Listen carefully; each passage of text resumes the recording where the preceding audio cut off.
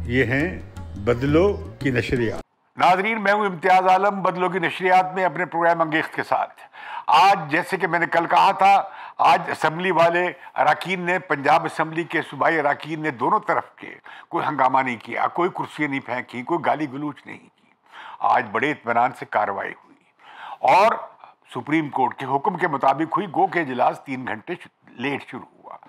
ये जो लेट हुई, सारी कहानी उसके अंदर छुपी है और इसका ताल्लुक है गुज़िश्ता रात की आसिफ अली जरदारी साहब की चौधरी शुजात हुसैन के साथ जो तवील मुलाकात थी। उसमें एक नया फैसला, एक आईनी कू का फैसला हो चुका था। आज पहले बताएं कि 196 मुस्लिम लीग काफ के 10 मेंबर समेत और 186 पीटीआई के पूरे अरकान समेत 196 वोट मिले, जिसमें काफ लीग के 10 वोट भी शामिल हैं जनाब चौधरी परवेज इलाही साहब को, और 186 वोट मिले पूरे के पूरे, गो के उनके 2 मेंबर मुनहरफ हो चुके हैं, मुस्तफ़ी हो चुके थे, हमजा शहबाज को। लेकिन जब वो वोट की गिनती हुई तो स्पीकर ने चौधरी शुजात हुसैन का एक ख़त पढ़ा जिसमें उन्होंने कहा कि वो किसी सूरत में पीटीआई की कोलिशन के जो उम्मीदवार हैं उसको वोट न दिया जाए। काफ लीग के अरकान को उन्होंने डायरेक्शन दी और स्पीकर ने जब पढ़ा उस पर एतराज़ उठाया पीटीआई की जानिब से और कहा गया कि जनाब चौधरी सदर साहब को तो ये इख्तियार ही नहीं है। उनकी पार्लियामेंट्री पार्टी के जो लीडर हैं साजिद भट्टी साहब, उनके ज़ेरे सदारत एक इजलास हुआ है जिसमें पार्लियामेंट्री पार्टी ने फैसला कर लिया है। आइन में भी यही लिखा हुआ है कि पार्लियामेंट्री पार्टी की डायरेक्शन के खिलाफ अगर कोई वोट देगा तो फिर पार्टी का सदर उससे नोटिस जारी करेगा और जिसकी बुनियाद पे उसकी डिस्क्वालिफिकेशन हो जाएगी अगर वो पार्टी डायरेक्शन के खिलाफ वोट डालेगा। तो मसला ये हुआ है कि जो पिछला सुप्रीम कोर्ट का फैसला हुआ है उसमें पार्टी और पार्टी हेड पे बहुत जोर दिया गया है और पार्टी हेड की डायरेक्शन को अल्टीमेट माना गया है, जिसकी बुनियाद पर स्पीकर दोस्त मोहम्मद मज़ारी ने आज ये फैसला दिया, जिसकी वजह आज चौधरी परवेज इलाही 7 वोटों से हार गए कि उनकी पार्टी यानी काफ लीग के 10 वोटों को शुमार नहीं किया गया गिनती में सुप्रीम कोर्ट के ऑर्डर के मुताबिक। इस तरह वो 7 वोटों से जीतने की बजाय वो हार गए 7 वोटों से, उनके वोट कम पड़े या वो काट दिए गए। तो लिहाजा अब फिर एक सियासी जल्जला आ गया है। बज़ाहिर जो गिनती की सियासत है या अक्सरियत और अकलियत का जो तस्वर है जमहूरियत में, उसके हिसाब से तो चौधरी परवेज इलाही साहब जीत चुके हैं, लेकिन आईनी हिसाब से जो मुशगाफी है उसके हिसाब से वो नहीं जीत सके क्योंकि उनकी अपनी पार्टी के सदर ने उनके 10 वोट गिनने से रोक दिया स्पीकर को कि उन्हें काउंट ना किया जाए। ये सुप्रीम कोर्ट ने यह फैसला किया था जिसकी रोशनी में चौधरी परवेज इलाही ने यह डायरेक्शन जारी की कि वो उनकी पार्टी के अरकान किसी को वोट न डालें। अब बहुत बड़ा हंगामा पंजाब में शुरू होने जा रहा है। गो के पीडीएम ने और पीपल्स पार्टी और कोलिशन गवर्नमेंट ने पंजाब का बेस अपने हाथ में रखा है। अब इस पर आईनी लड़ाई शुरू होगी, सुप्रीम कोर्ट में दोबारा केस जाएगा और फिर दोबारा से ये आर्टिकल 63A की दोबारा से वजाहत पे एक बहस मुबाहिसा चल निकलेगा। तो ये जो आर्टिकल 63 है, मैं पढ़ता हूँ इसका एक शिक। उसकी जो शिक है उसमें कहा गया है बी में votes or abstain from voting in the house contrary to any direction issued by the parliamentary party to which he belongs to in relation to following। ये जो 3 बातें हैं, अदम एतमाद का वोट या एतमाद का वोट या बजट और या कोई मनी बिल या फिर आईनी तरमीम, तो लिहाजा लेकिन उसके बाद जो सारी कार्रवाई है वो पार्टी हेड करता है और वो नोटिस इशू करता है उस पार्टी मेंबर को और वो फिर मामला प्रिजाइडिंग अफसर के पास जाता है, भले पंजाब असम्बली का हो, सूबाई असम्बली का हो या कौमी असम्बली का हो या सेनेट का हो, तो फिर मामला वहाँ से इलेक्शन कमीशन के पास जाता है और वो इस पर फैसला करता है। तो इस हिसाब से तो आज पार्टी नज़्म ज़ब्त की काफ लीग के 10 अरकान ने अगर वायलेशन की है तो चौधरी शुजात हुसैन साहब क्या अपने 10 पार्टी अरकान कुल सब सारी जो पार्टी अरकान हैं पंजाब असम्बली में, सबके खिलाफ नोटिस भेज देंगे? मुझे लगता है नहीं। इसके पीछे जो बात उन्होंने पहले भी ये हुआ कि काफ लीग ऊपर से वफाक में प्राइम मिनिस्टर शहबाज शरीफ की हुकूमत में सालिक और बशीर चीमा पहले से दो वजीर हैं और उन्हीं की बुनियाद पर उनकी अक्सरियत है शहबाज शरीफ हुकूमत की। इस तरह और जो लोग इक्का दुक्का वोट है उसके सहारे वो हुकूमत कायम है। आज अगर चौधरी परवेज इलाही जीत जाते और वो वहाँ पे जिस तरह के उन्हें ज़्यादा वोट मिले तो फिर मरकज़ में शहबाज शरीफ की हुकूमत ख़तरे में आ सकती थी और इमरान खान को पंजाब भी मिल जाता और खैबर पख्तूनख्वा उनके पास पहले ही था, कश्मीर और जीबी भी उनके पास है और फिर वो इस्लामाबाद की तरफ एक यलगार कर सकते थे।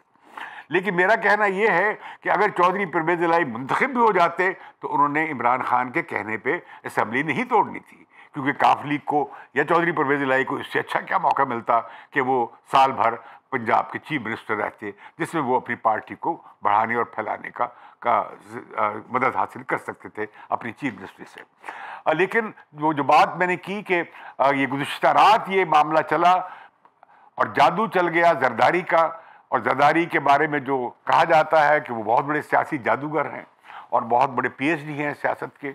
उन्होंने चौधरी शुजात हुसैन को कायल कर लिया और उन्होंने बताया कि किस तरह उन्होंने नवाज शरीफ को, मौलाना फजलुर रहमान को और मरियम नवाज को सबको कायल किया था कि परवेज इलाही को चीफ मिनिस्टर हम सब बनाते हैं मिलकर।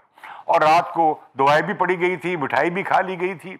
लेकिन अचानक चौधरी परवेज इलाही चौधरी शुजात को बताए बगैर अपने बेटे के साथ, मुर्रिस इलाही के साथ जाके उस वक्त के वज़ीर आज़म इमरान खान से मिले थे और उन्होंने कहा था कि वो अब इमरान खान का साथ देंगे और इमरान खान ने उन्हें चीफ मिनिस्टरशिप ऑफर कर दी। इससे पहले कि इमरान खान ने उससे पहले चीफ मिनिस्ट्री ऑफर नहीं की थी।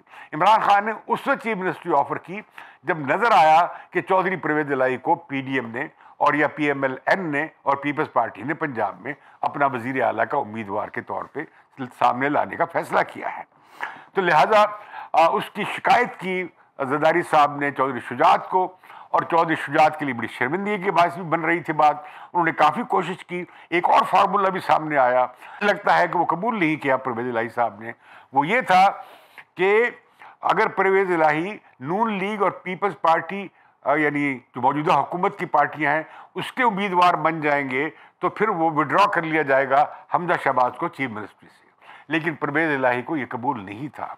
अब भी ये मुमकिन है कि परवेज इलाही और ये जो चौधरी ख़ानदान है, ये अगर इसमें कोई सुलह सफाई का कोई इम्कान और रास्ता निकल सकता है वो तभी होगा कि अगर चौधरी परवेज इलाही PTI को छोड़कर दोबारा से पीपल्स पार्टी और नून लीग के इत्तेहाद में वापस आ जाएं और हमजा शहबाज उनके लिए रास्ता छोड़ दें। लेकिन मैं समझता हूं कि ये बस निकल गई है।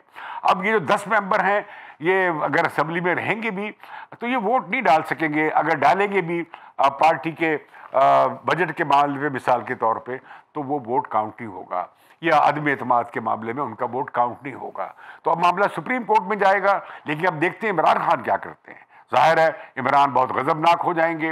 उन्होंने पहले 20 नशस्तों पे लोटों के खिलाफ बड़ी कैंपेन चलाई थी, उसमें उन्होंने मुस्लिम लीग नवाज के परखच्चे उड़ा दिए थे। हालांकि उन सीटों पर पिछले इलेक्शन में 2018 में मुस्लिम लीग नवाज नाकाम रही थी, वहाँ से 11 आज़ाद और 9 PTI के लोग कामयाब हुए थे और ये सीटें खाली हुई थी जब सुप्रीम कोर्ट का फैसला आया था और उसके बाद इलेक्शन कमीशन ने इन लोगों को फारिग कर दिया था इनकी सीटों से। अब मामला इमरान खान फिर हंगामे की तरफ जाएंगे, फिर पब्लिक ओपिनियन मोबिलाइज करेंगे और पब्लिक ओपिनियन मेरा ख्याल है कि अखलाकी हिसाब से इमरान खान के साथ होगी, गो के सुप्रीम कोर्ट के फैसले के मुताबिक उनकी आईनी पोजीशन कमज़ोर होगी। लेकिन बड़ा मामला अब ये चला जाएगा सुप्रीम कोर्ट में, वहाँ पे ये आईनी और कानूनी लड़ाई होगी, फिर वो वकील होंगे और वो इसकी आइन की 63A की तशरीह करते रहेंगे। लेकिन 63A में मैंने जैसे कि कहा कि सारे इख्तियारात फिर आगे पार्टी चीफ के पास है, और जो सुप्रीम कोर्ट की इंटरप्रिटेशन थी पिछले फैसले में, जो तफसीली फैसला था उसमें भी यही सामने आया कि पार्टी हेड की डायरेक्शन की खिलाफवर्जी नहीं की जा सकती। जो बात उठाई जा रही है वो ये कि जी एक पार्लियामेंट्री पार्टी लीडर भी होता है, लेकिन आइन में पार्लियामेंट्री पार्टी का जिक्र तो है, पार्लियामेंट्री पार्टी लीडर का नहीं है। तो क्या पार्लियामेंट्री पार्टी का लीडर पार्टी चीफ से अलहदा पोजीशन ले सकता है? मेरा ख्याल है ये बात मंतकी तौर पे दुरुस्त नहीं है। अब मामला क्यू लीग तो इस इंतशार का शिकार हो जाएगी बुरे तरीके से, और ये यादगार थी। हम देखते हैं अयूब खान के ज़माने से कन्वेंशन लीग बनी, और फिर उसके बाद फिर ये ख़ास तौर पर मुशर्रफ के ज़माने में काफ लीग बनाई गई मुस्लिम लीग नवाज को तोड़कर, और पीपल्स पार्टी को भी तोड़ा गया था, और ये क्यू लीग बनाई गई थी। अब वो क्यू लीग पुराने डिक्टेटर की रैलिक आज फिर जमहूरी निज़ाम में एक बजाय निज़ाम बन गई है। मैं समझता हूँ कि इसमें तहरीक इंसाफ और मुस्लिम लीग नवाज कि एक तरह से ये अखलाकी शिकस्त भी है कि उन्हें मजबूर होना पड़ा कि वो चौधरी परवेज़ इलाही को चीफ मिनिस्टर का उम्मीदवार बनाने पे दोनों पार्टियां तैयार थीं।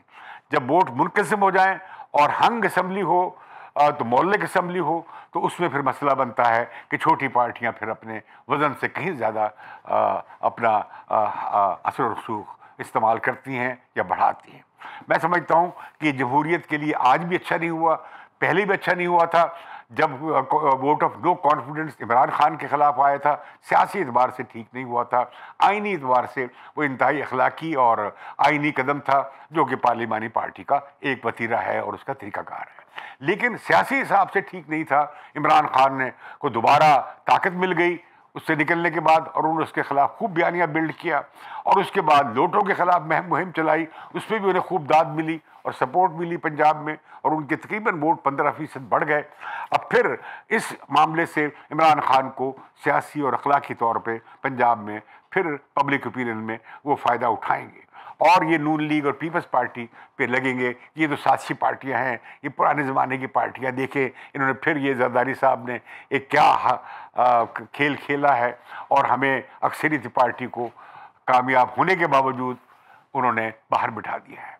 लेकिन इसके साथ ही ये बात भी है कि पंजाब पीटीआई के हाथ में जाता जाता रह गया है, और शहबाज शरीफ साहब की हुकूमत को कुछ और वक्त मिल जाएगा, कुछ और सांस मिल जाएगा, और हमजा शहबाज शरीफ को कुछ और हफ्ते पंजाब में मिल जाएंगे। इसके बाद क्या होता है इसका फैसला सुप्रीम कोर्ट ने करना है। तो मुझे इजाज़त दीजिए आज की बदलों की नशरियात से, और बदलों की नशरियात को सब्सक्राइब करना मत भूलिए।